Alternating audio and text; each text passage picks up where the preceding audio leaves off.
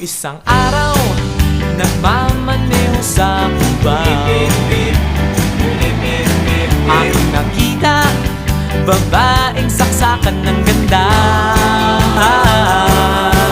Sinundan ko ang kotseng sinasakyan niya, hindi ko nakitang may dumarating pala. Hindi ko naiwasan, kami bigla nagkabanggaan.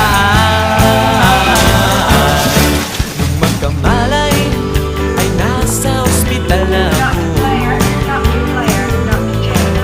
Nasikaso ng doktor na pili ng nanay ko.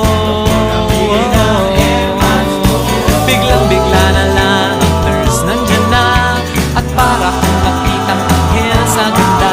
Kahit nagdidilyo, itong nasabi ko sa kanya.